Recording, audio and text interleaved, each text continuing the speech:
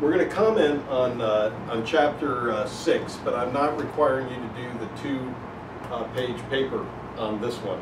I'm hoping that you might use part of chapter 6 within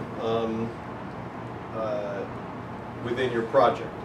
So chapter 6 was my chapter. So United Methodists were known for circuit riding. We had circuits with multiple churches. The official clergy magazine was Circuit Rider magazine. And so they asked me to do circuit riding in the 21st century. It was published in Circuit Rider magazine, and then I've changed it a bit for this book here in order to get in the same line with how do we empower laypersons for ministry. So in my official bio, it says that I've been on the bleeding edge of technology and ministry. And what you may see here, or what I hope you'll see here, is some of the issues there. And what I tried to do was show how we're shifting and how new technology could be used for ministry, from oral and visual and written and printed to electronic formats. So that we understood that technology was changing how people communicate. And talked a lot about how technology was out there, talked about the World Wide Web, talked about transitions of how clergy went from horseback to internet, from saddlebag to laptop computer, from itineracy to online access, from circuit riding to fiber optics, from rider to surfer. And you could say, you wrote this in 2000, 1999, it's 2011. Why are we looking at this? It's a decade ago. Well, I'd make the case that there are still most churches that aren't even looking at this stuff, let alone trying it. And it kind of shows why I say I was on the bleeding edge, because when I used to present this stuff in 2000, people would look at me like I was a heretic or I was a lunatic. I don't know which. The only reason they put up with me, it was usually the places that Len had been or Len sent me, and he was even further out there than I was. So I was kind of a relief to people, because I was at least talking words that were actually in the dictionary, and, and talking about experiences that were actually happening in their local church, as opposed to what was going on.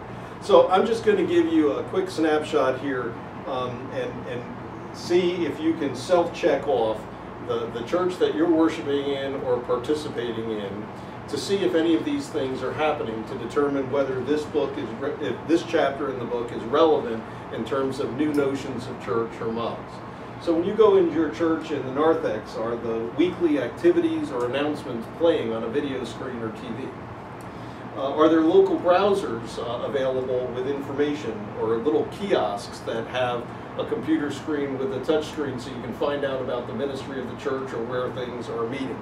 Is the printed bulletin printed, or is it up on the screen? Not just the words of songs, but the actual order of worship as each thing is happening.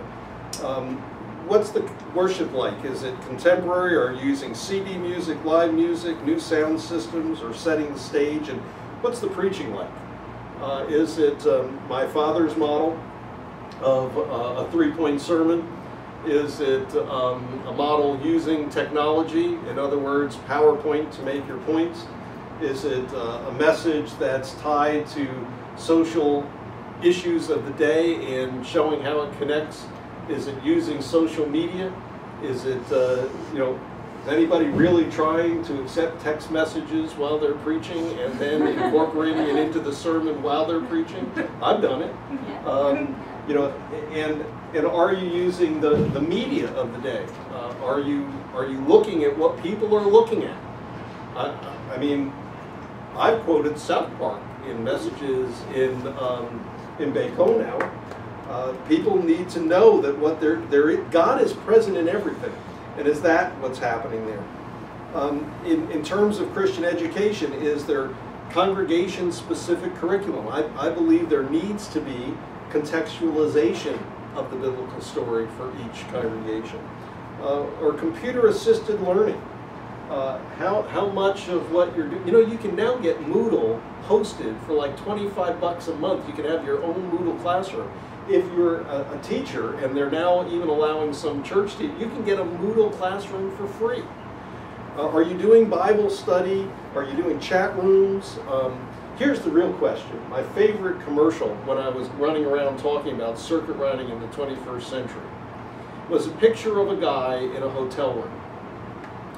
And the bed was small and he was large. They played that, separate the two images and stretched him so his arms and legs were hanging over the bed, and all over his body were Post-it notes of things to do, because he wasn't using this software that managed his day.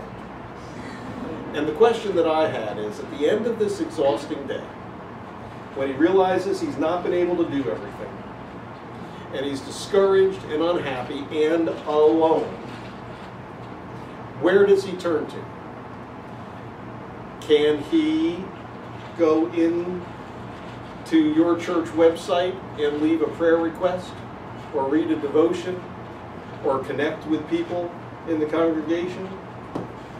Because not only can he go online and enjoy some porn, he can actually get interactive porn that will do exactly what he's interested in at that moment. Is the church present in the lives of people?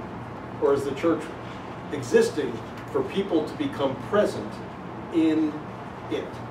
Mm-hmm. Now, most clergy don't have these skills, so clearly the issue here is going after having laypersons be involved in bringing all this into fruition.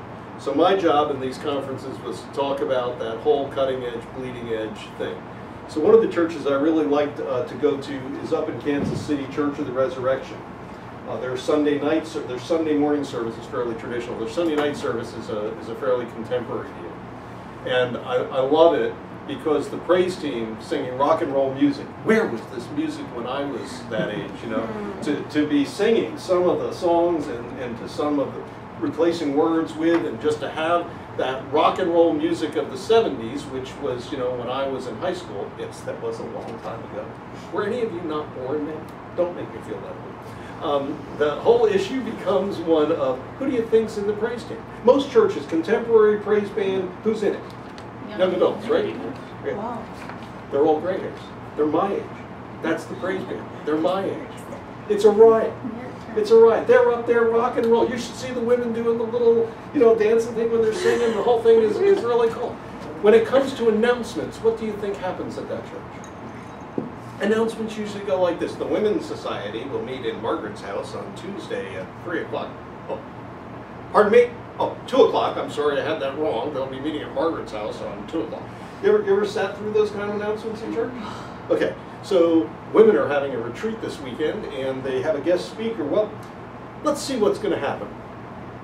And up on the screen comes a television quality commercial about the women's spiritual retreat.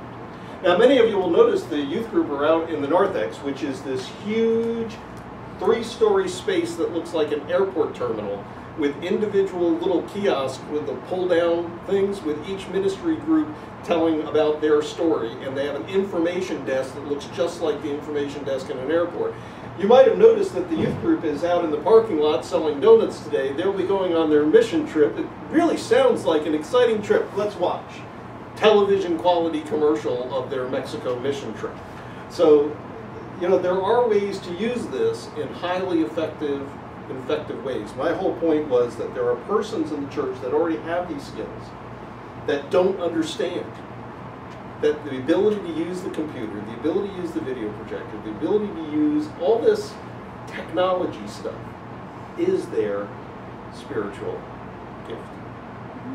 And if we're not using their spiritual gifts, we're devaluing the gift that God has given them.